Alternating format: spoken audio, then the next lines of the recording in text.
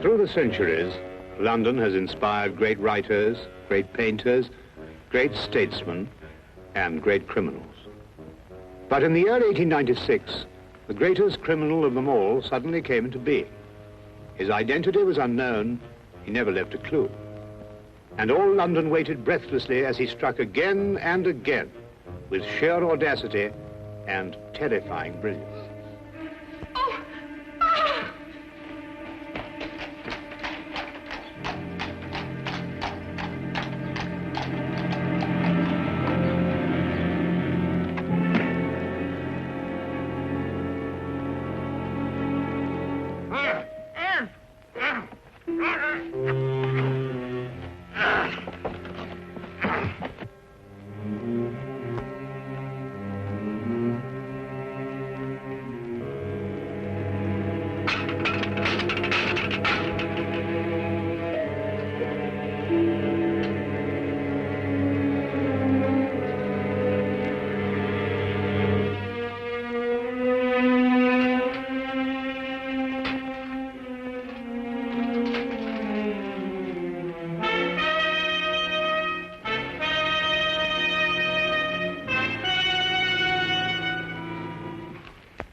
That's fantastic.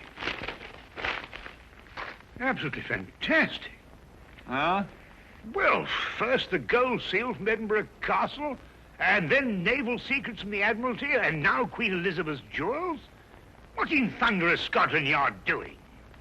Dunno. Well, it makes chills run up and down my spine. There's no clue to any of the thefts.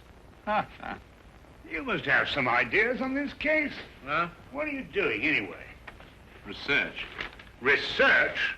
Holmes, do you realize this gang has been helping themselves to state secrets and national treasures? Have they really? Oh.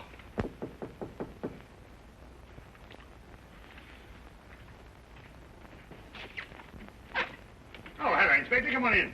Good morning, Dr. Watson. Is Holmes in? Yes, he is, but our communications seem to be faulty. Oh. There you are, Holmes. Oh, good morning, Lestrade. You're up early. Well, you'd be up early, too, if every government official in London were breathing down the back of your neck. Yes, I must say that would make sleep rather difficult, wouldn't it? Holmes, I'll come straight to the point. I need your help. Indeed? It's these extraordinary thefts. Government stuff, you know. This man and his gang have evaded every trap we've set for them, and the commissioner's demanding results. I gather that your position is somewhat precarious and you wish to secure it, eh? Well, all right, Holmes. You can put it that way if you wish. Well, Lestrade, you know, there's only one thing for you to do. To regain the confidence of your superiors, you must go out and capture this criminal yourself. Well, goodbye, Mr. Holmes. Fine, Lestrade. Good luck. Lestrade, if I can be of any assistance, please don't hesitate to ask me. Thank you very much, Dr. Watson. Good day. Good day.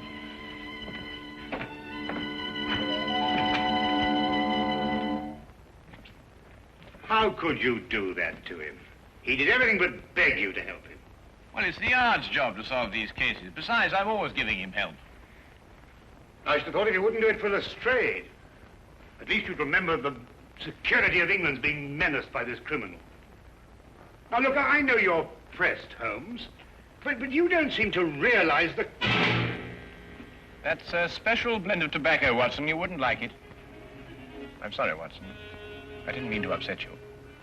Oh, no, not at all. You just startled me. Sorry. Really. I'm just going out for a walk in the fresh air. Oh, yes, well, goodbye, Watson. Enjoy your walk.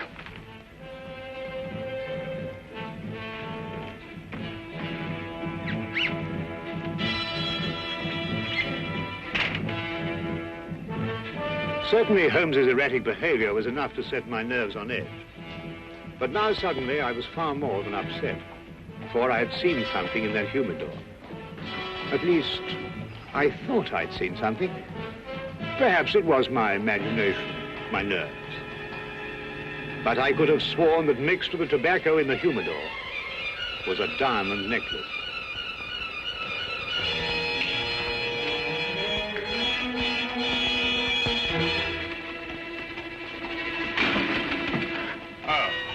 you just going out? Yeah, you just going in? No, I'm just strolling about. Oh, that's nice. Well, I have an appointment. Oh, I say, would you like me to stroll along with you? Well, as a matter of fact, it's a private matter. I think I'd better go on my own. Oh, right. Well, will I see you for lunch? Most likely, yes.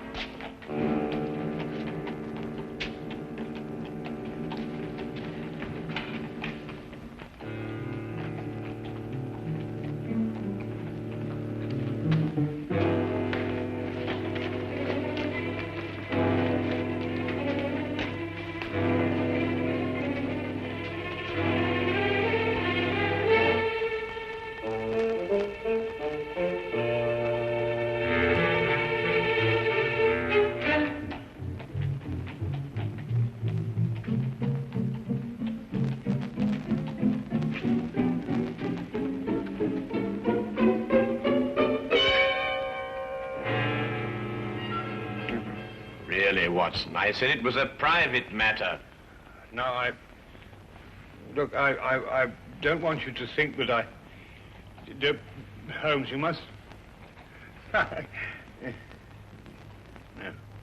Well, shall I be seeing you at lunch? I believe we've already discussed that. Yes, we already...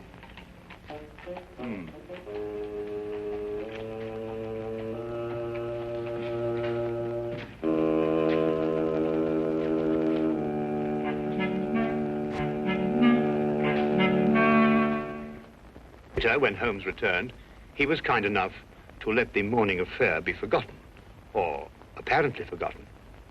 Thank you, Watson. And I hope you won't mind if I take my cup over to the desk. I have a few things to look over. No, of course, my dear chap, do, please. His only reference to it was his remark about another private appointment that afternoon. I felt he gave a bit of undue emphasis on the word private. As for me, as terrible as the morning experience had been, it actually stressed the importance of continuing my investigation. One other thing was also made quite clear.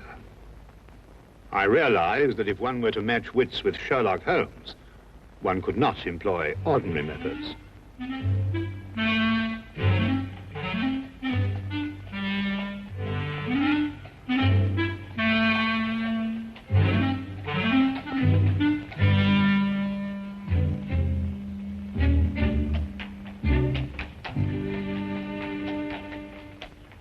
Charing Cross Station, please. I'm sorry, sir, this cab's engaged. That's all right. I'll double your fee. I'm sorry, sir, this cab is not available.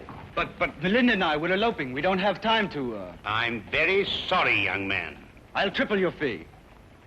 For the third and last time, young man, will you kindly go and elope with somebody else? Nobody understands us. Not your father or my mother, nor this cabbie. Come, Melinda. We will fight the world together. But we will prove our love.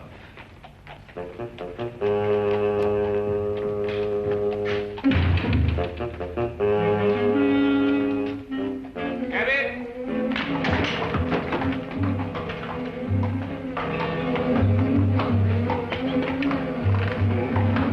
Number 860. What in heaven's name are you doing up here? This, sir, is where the cabbie usually sits. No. Really, Watson? I'm sorry, sir. I think you've made a mistake, sir. My name isn't... It's Sedgley, sir. Oh. Well, Sedgley, may I give you a word of advice? The corners of your beard are in dire need of repair. Most extraordinary behavior. Ah, here comes the legitimate carriage. Cabby! Cabby! Well, good day, Sedgley.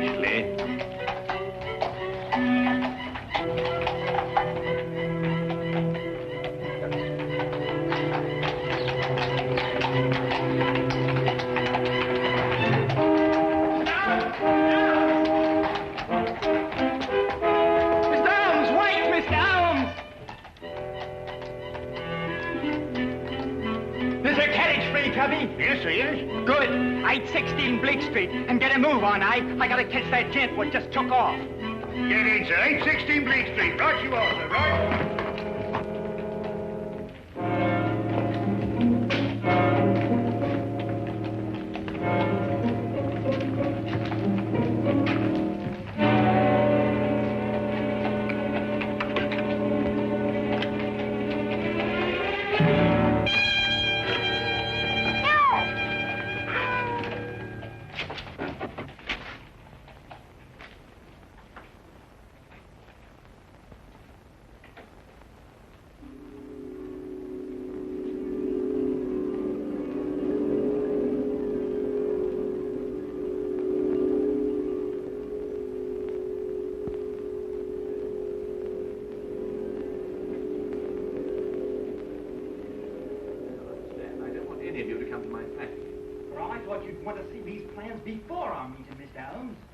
Minor difficulties, nothing serious.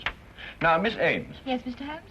I want you to take 15 paces to the right and 10 to the left.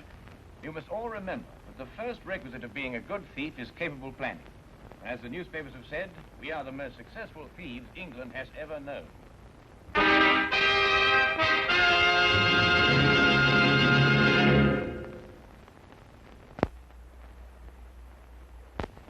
And now, we return to the case of the neurotic detective. Repressed hostilities against society. I don't think Holmes will allow any probing. Not willingly, anyway. If only you could meet him ostensibly on a non-professional basis. If I could say you were a friend of mine. Excellent suggestion. Now, why don't you come to dinner? I could say we were friends from my student days. What are you having for dinner? Oh, well, never mind. Yes, I should be delighted. Right then, fine. I'll expect you at 7 o'clock at my flat, which is 221B Baker Street. I shall be prompt. I hope something can be done. Mr. Holmes's problem is really a very simple one. With skilled fingers, I shall mold him as one does a piece of clay. Good night. Good night.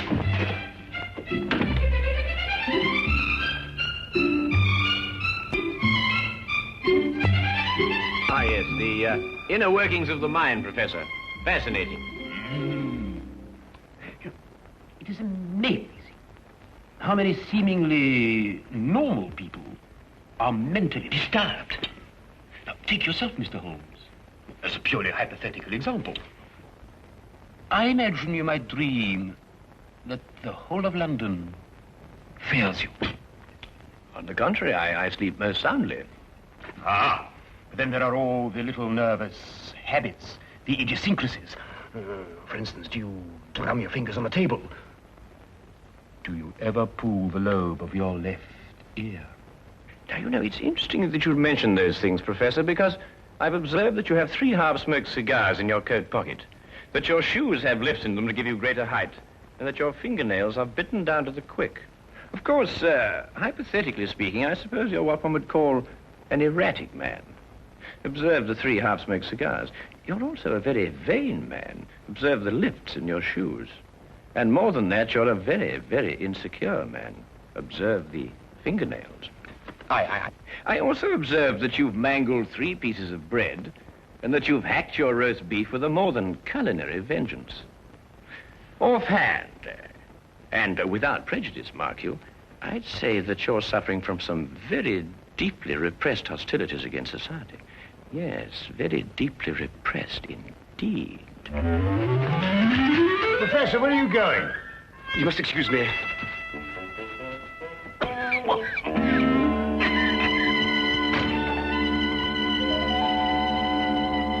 Extraordinary friends you have, Watson. Yes, indeed.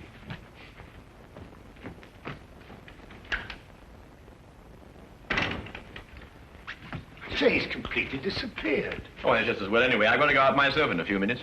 Oh, really? Private matter? Oh, didn't I tell you, Watson? I've been invited to a reception in honor of the new Turkish ambassador. At the embassy? No, as a matter of fact, my dear fellow, it's at the house of our Minister for Foreign Affairs. Oh.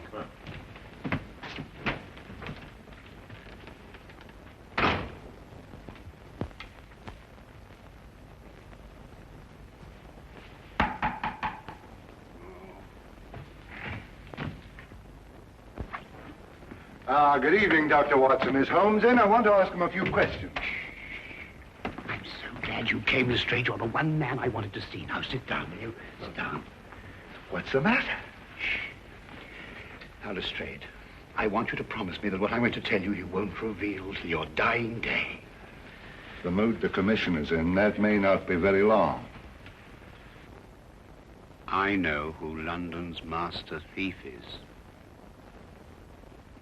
Who? Holmes. Holmes? Holmes. Holmes! Shh. You're joking. I wish I were. Oh, but Holmes?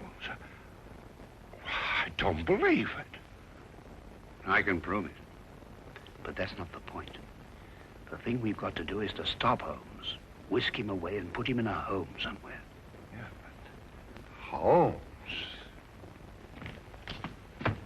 Oh, hello, Lestrade. I didn't know you were here. Oh, I just happened to be in the neighborhood. Oh, good, good. Watson, I wonder if you could, look, can you fix this confounded thing? It keeps on popping up at the back. Hang on. I thought you hated formal affairs. Well, people change, you know, Lestrade. People change. Oh, come on, Watson, hurry up. I want Just a second. Very important to do this, you know. Very important affair. There you are. There you are. Good, thank you. Oh, Lestrade, tell me, how's that big case of yours getting on? Oh, fine. Terrible. We haven't a clue. Oh, I say, flowers. Yes, I'm escorting a rather beautiful young woman tonight. Rather picturesque, don't you think? Well, good evening, gentlemen. Well, enjoy yourself. Good night. Thank you, Watson. Thank you, Lestrade.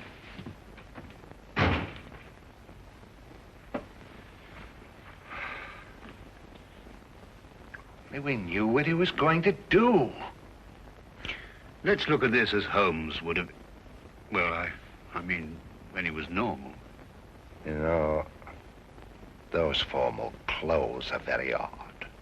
Well, he was invited to a reception at the house of the Minister of Foreign Affairs. Big diplomatic thing. Yes, but ordinarily stay miles away from a thing like that.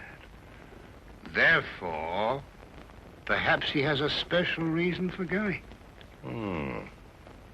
Perhaps.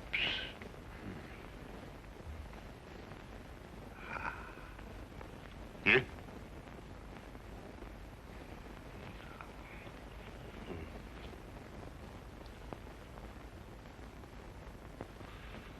Official papers of state. Secret documents. In the minister's safe. Hurry, Watson.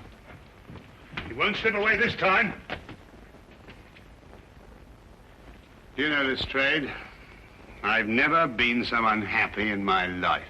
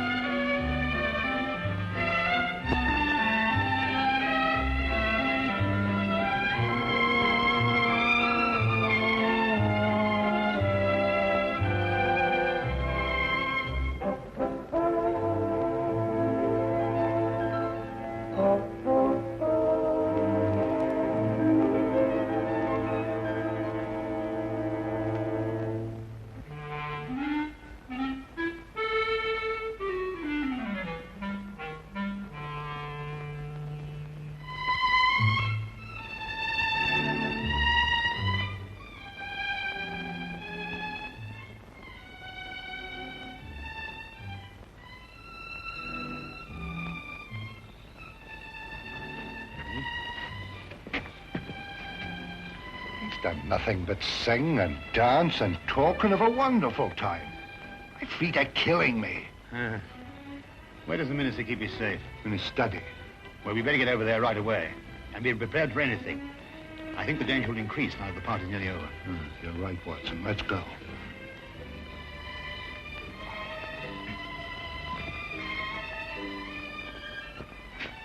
Ah, Wilkins. I didn't see Mr. Holmes anywhere, sir. But his young lady left in a carriage, all by herself, sir. Yeah, no time to lose. Dr. Watson. Yeah? I want you to hide behind this curtain here. And, Wilkins, what's in here? It's a cupboard. I want you to stay in here and come out when you need it. Right, sir. I'm going to stay in the hall. We'll get Holmes no matter what he does. Right. Right.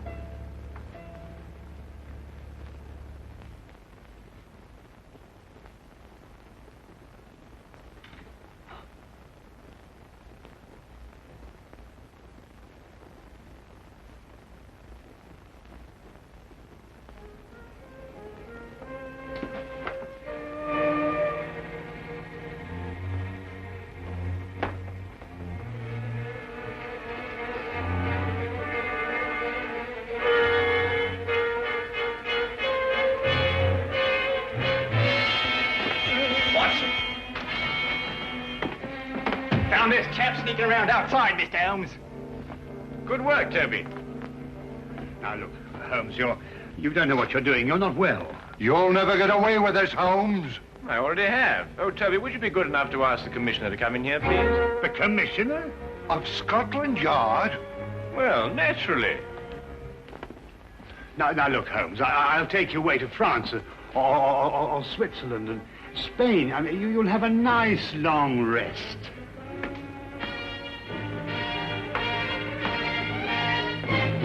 There you are, Commissioner. Splendid work, Mr. Holmes, splendid. Commissioner? You too? What are you talking about, Lestrade? And put your hands down. You're not in any danger.